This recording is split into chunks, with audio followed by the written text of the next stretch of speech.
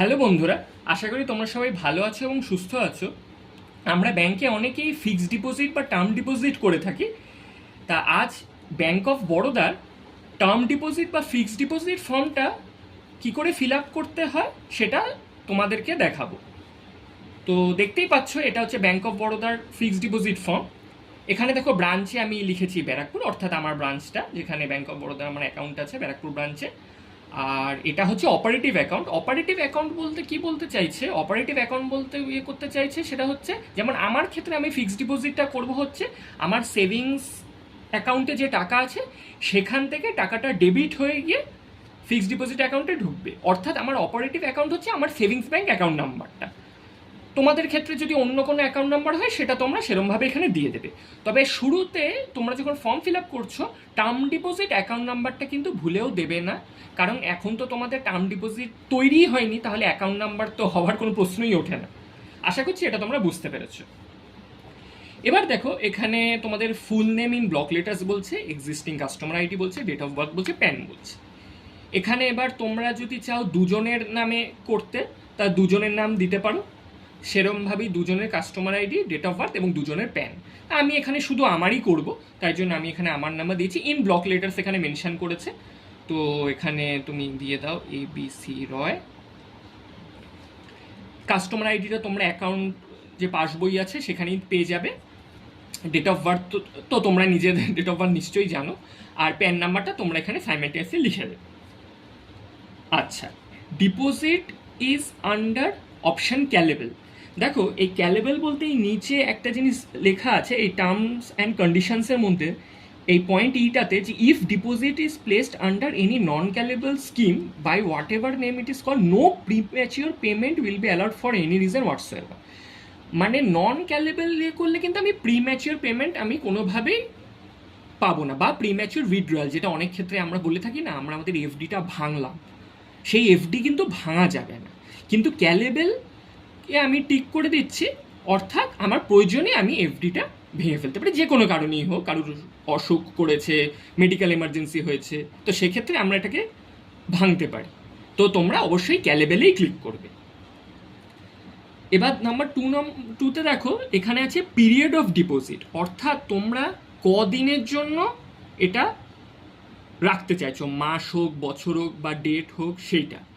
দেখে এই মুহূর্তে আমি যতটা শুনেছি, ব্যাংক অফ বরোদার যারা জেনারেল পাবলিক, মানে যারা সিনিয়র সিটিজেন নয়, তাদের জন্য 399 দিনে 7.15 করে ইন্টারেস্ট দিচ্ছে। তা আমি 399 দিনেরই করবো। এবার কারোর যদি মনে হয় তারা ইয়ার বা মান্থ ওয়াইজ করতে পারে, সেটাও করতে পারে, কারণ আমি এটাও শুনেছি 2-3 বছর রাখলে নাকি আরও বেশি ইন্টারেস্ট দেয়। তবে আমি এটা 399 দিনের জন্যই রাখবো, তাই জন্য আমি এখানে লিখে দেবো 399, আর ডেজের ওপরে টিক করে দেবো। রেট অফ ইন্টারেস্ট হচ্ছে, যেটা আমি বললাম, 7.15 করে। আর অ্যামাউন্ট অফ ডিপোজিট আমি ধরে নাও 4 লাখ টাকা রাখছি।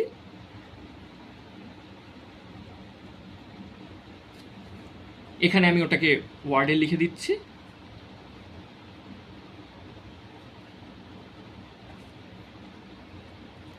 এবার দেখো, অনেকে আমরা জানি যে ফিক্সড ডিপোজিট বা টার্ম ডিপোজিট অনেকে ম্যাচিওরের সময় একেবারে টোটাল ইন্টারেস্টটা পায়। যেমন ধরে নাও, আমার যদি 4 লাখ টাকা আমি দিচ্ছি, এবার 7.15 তোমার যে ইন্টারেস্ট হচ্ছে, বা সেটা ইয়ে করে যা হিসাব হচ্ছে, আমি ফর এক্সাম্পল ধরে নাও, একটা এক্সাম্পল দিয়ে বলছি, ধরে নাও আমার 30,000 টাকা আমার ইন্টারেস্ট হচ্ছে, তো আমি সেটা একদম ম্যাচিওর টাইমেও পেতে পারি, একদম 30,000 টাকাটা। তাহলে আমি টোটাল তখন কত পাবো, একদম শেষে গিয়ে 4,30,000 টাকা। কিন্তু এক্ষেত্রে আমি ম্যাচিওরে চাইছি না অ্যামাউন্টটা, আমি চাইছি কি আমার ইন্টারেস্টগুলো কোয়ার্টারলি ঢুকুক। এখানে দেখো দুটো অপশান আছে, এমআইপি অর্থাৎ মান্থলি, আর কিউআইপি হচ্ছে quarterly. Interest will be payable monthly stroke quarterly basis. Quarterly basis মানে 3 মাস অন্তর অন্তর আমি আমার ইন্টারেস্টটা পেয়ে যাবো আমার সেভিংস ব্যাঙ্ক অ্যাকাউন্টে। তাহলে আমি এখানে কোয়ার্টারলি বেসিসে ক্লিক করলাম, এখানেও তোমরা কিউআইপিতে ক্লিক করে দিতে পারো। Interest to B credited two, আমি এই যে এক্ষুনি বললাম আমি আমার সেভিংস ব্যাঙ্ক অ্যাকাউন্টে চাইছি, সুতরাং এইখানে যে তোমরা অপারেটিভ অ্যাকাউন্টে যেটা লিখেছো সেইটাই তোমরা এখানে লিখে দেবে। মানে আমার ক্ষেত্রে যেহেতু আমি লিখছি, কারণ আমি সেভিংস ব্যাঙ্কেই টাকাটা চাই, সুতরাং আমি লিখে দিলাম এরমভাবে পুরোটা আর কি, অ্যাকাউন্ট নাম্বারটা। এটা আমার ব্রাঞ্চ হচ্ছে ব্যারাকপুর।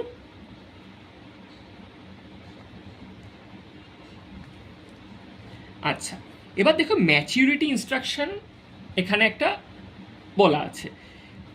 এটা পয়েন্ট ওয়ান, এটা পয়েন্ট টু। আমি পয়েন্ট ওয়ানটায় পরে আসছি। পয়েন্ট টুটা দেখো কি বলছে, বলছি in the absence of maturity instruction term deposit shall be renewed automatically as per auto renewal scheme of the bank. মানে তোমরা যদি এইখানে কিছু না লেখো তাহলে এটা অটোমেটিক এটা রিনিউ হয়ে যাবে। সেটা পার্সোনাল মানে পার্সন টু পার্সন সেটা ওপিনিয়নটা ডিফার করবে। কারণ ধরো আমি আজকে চাইছি যে না আমি এটা 399 দিনের পর বন্ধ করে দেবো, আমার ক্ষেত্রে জিনিসটা আলাদা হবে। আর কেউ যদি চায় যে না এটা চলতে থাকুক, ইন্টারেস্টটা আমি পাবো আর এটা রিনিউ হতে থাকুক অটোমেটিক্যালি, অটো রিনিউয়াল যে পলিসি আছে ব্যাংকে, তাহলে তাদের ক্ষেত্রে এইটা না ফিল আপ করলেও চলবে, কারণ লেখাই আছে in the absence of maturity instruction term deposit shall be renewed automatically.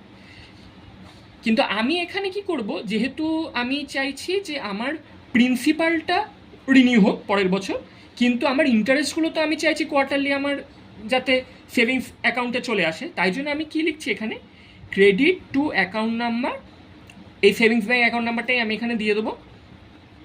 আর দেখো এখানে কি আছে, রিনিউয়াল অফ প্রিন্সিপাল অ্যামাউন্ট, আবার renewal of principal with interest for period. এইটা কাদের জন্য বলো তো, এইটা হচ্ছে আমি ওই যে একটু আগে বললাম যারা একদম যখন ম্যাচিওর করে অ্যামাউন্টটা, তারা যখন অ্যামাউন্টটা পাচ্ছে সেক্ষেত্রে এটা তারা ক্লিক করবে। কিন্তু আমি তো সেটা করছি না, কারণ আমি কোয়ার্টারলি চাইছি, বা কেউ যদি মান্থলি চায় তাহলে সে তাদের ক্ষেত্রে মান্থলি তারা নিয়ে নেবে। তো তাই জন্য আমি কি করবো, রিনিউয়াল অফ প্রিন্সিপাল অ্যামাউন্টটা টিক মেরে দেবো। এবার পয়েন্ট ফাইভে চলে এসে এখানে দেখো বলছে ইন কেস অফ মাইনর গার্জেসেন, যদি কোনো মাইনর থাকে তাহলে তাদের জন্য গার্জেসেন, নেচার অফ গার্জেসি মানে সে বাবা হোক মা হোক, এই জিনিসগুলো ফিল আপ করতে হবে। এনি আদার ইনস্ট্রাকশন যদি থাকে সেটা তোমরা দেবে। আর এবার সবচেয়ে গুরুত্বপূর্ণ জিনিসটাতে চলে আসি, সেটা হচ্ছে অপারেটিং ইনস্ট্রাকশন। দেখো এখানে সেলফ আছে, আইদার অর সার্ভাইভার আছে, ফর্মার অর সার্ভাইভার আছে, জয়েন্টলি আছে, এনি ওয়ান অর সার্ভাইভার আছে, বা আদার্স কিছু স্পেসিফাই। এবার একটা জিনিস দেখো, এখানে যেহেতু একজনের নামে আমি করছি আমার নামে, তো সুতরাং এখানে আমি সেলফেই টিক মারব। যদি এখানে আরেকজনের নামে করা হয় তাহলে আমার মতে, এবং এটা সাধারণত ব্যাংকের লোকজনও বলে, সবসময় আইদার অর সার্ভাইভারই করতে হয়, টিক মারতে হয়। ঠিক আছে, আশা করছি এইটুকু তোমরা বুঝেছো খুব ভালো করে। এখানে দেখো অপারেটিভ অ্যাকাউন্ট নাম্বারটা দিলাম, মানে আমার ক্ষেত্রে হচ্ছে এটা আমার সেভিংস ব্যাঙ্ক অ্যাকাউন্ট নাম্বার।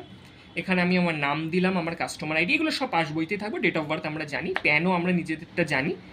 এখানে আমি ক্যালেবেল বললাম, কেন বললাম তোমরা আশা করি বুঝেছো, যাতে আমরা প্রয়োজনে প্রিম্যাচিওর করে নিতে পারি বা উইথড্রয়াল করে নিতে পারি টাইমের আগে, ম্যাচিওর টাইমের আগে। আচ্ছা, এখানে আমি করলাম 399 দিনের জন্য 7.15 ইন্টারেস্ট। আমি টোটাল 4 লাখ টাকার করবো, কোয়ার্টারলি করে আমি নেব। এটা হচ্ছে আমার অ্যাকাউন্টে আমি নেব, আমার ব্রাঞ্চ, আর এই অ্যাকাউন্টেই আমি চাইছি আমার ইন্টারেস্টটা ঢুকতে, এবং তারপরে আমি চাইছি প্রিন্সিপাল অ্যামাউন্টটা যেন শুধু রিনিউ হয় 399 দিন ক্রস করে গেলে।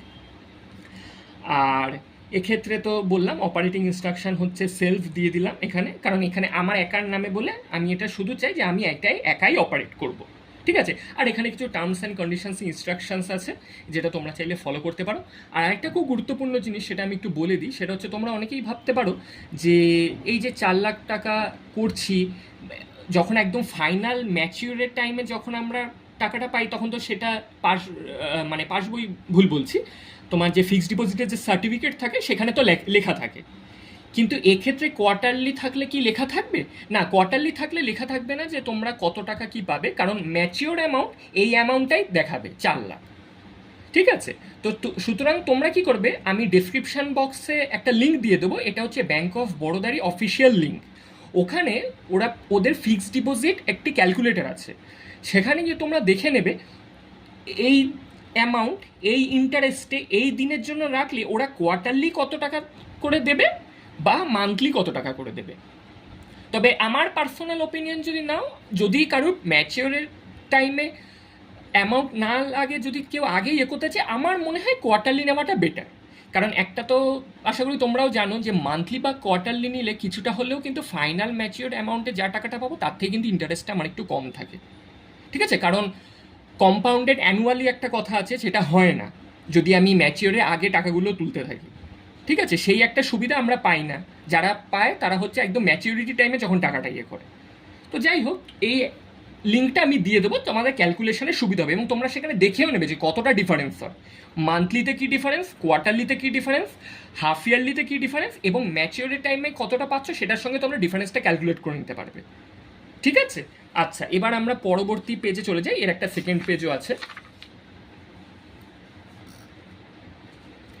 এটা দেখো undertaking consent declaration in case of deposits in joint names, এটা হচ্ছে যদি জয়েন্ট হোল্ডার হয়, ঠিক আছে, মানে দুজনের নামে। এখানে যেটা একজনের নামে আমি করেছি, ঠিক আছে, এখানে সেটা বলে দুজন যদি হয় জয়েন্ট নেম হলে তাহলে সেক্ষেত্রে এই দুজন এখানে সই করবে, ঠিক আছে।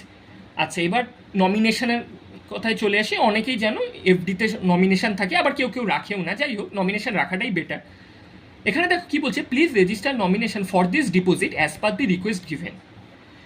তুমি চাইলে এটাতে যদি চাও নমিনেশন সেটা এটা টিক করে দেবে, বা যদি তোমার যদি মনে হয় না রাখবে না তাহলে নট ইন্টারেস্টেড ইন নমিনেশনে টিক মেরে দেবে। আমি চাইছি নমিনেশনটা থাকুক, তাই আমি এখানে টিক মারলাম। Print nominees name on receipt. তুমি যদি মনে করো যে ফিক্সড ডিপোজিটের যে তোমার সার্টিফিকেট দেবে ব্যাঙ্ক অফ বরোদা, সেখানে যদি চাও নমিনির নামটা থাকবে তাহলে তুমি ইয়েস করবে, অরেলস তুমি নো করবে। আমি চাই থাকুক, তাই আমি ইয়েস করে দিলাম। আচ্ছা, এখানে দেখো nomination under 45Z A to 45ZF to দিয়ে এইসব দেওয়া আছে in respect of bank deposits দিয়ে। এখানে তোমার নাম, কারণ নাম আর অ্যাড্রেস, কেন বলছি নাম আর অ্যাড্রেস, কারণ দেখো এই নিচেই লেখা আছে name and address nominate following persons to whom in the event of এই।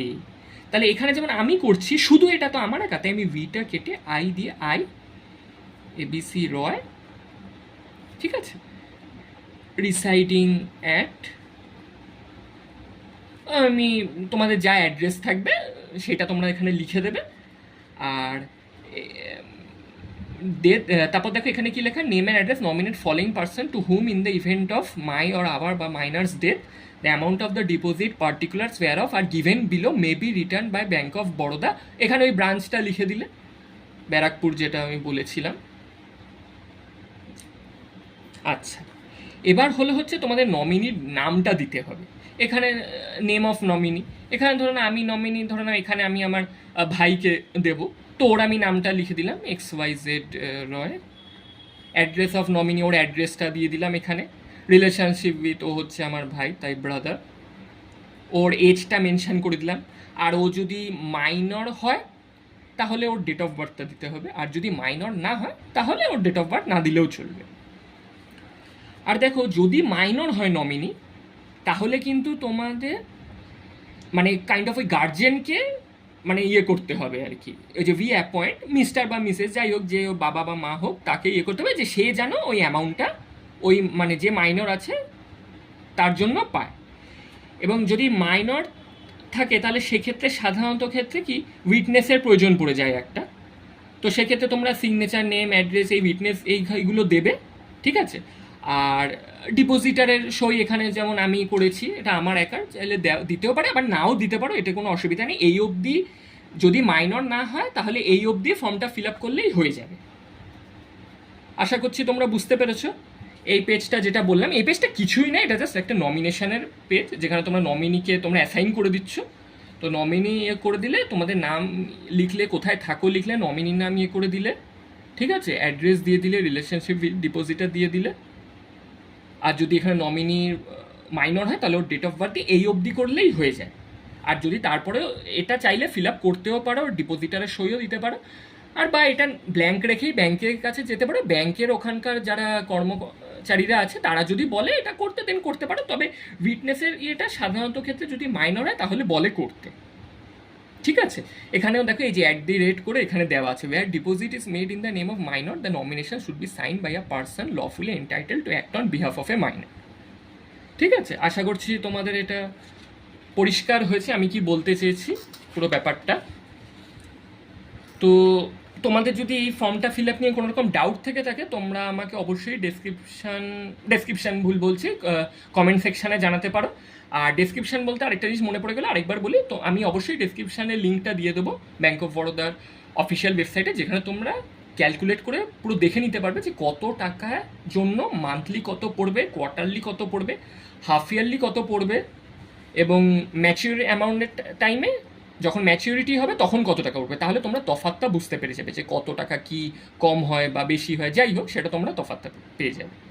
তো আশা করছি তোমাদের এই ভিডিওটি ভালো লাগলো। আমি যতটা সম্ভব, আমি যতটা জানি ততটা বোঝানোর চেষ্টা করলাম। এরপর তোমাদের কোনো ডাউট থাকলে অবশ্যই আমাকে কমেন্ট সেকশানে জানিও। তোমরা ভালো থেকো, সুস্থ থেকো, এবং অবশ্যই চ্যানেলটিকে সাবস্ক্রাইব করে নিও, একটা লাইক করো আর শেয়ার করো। ভালো থেকো সবাই।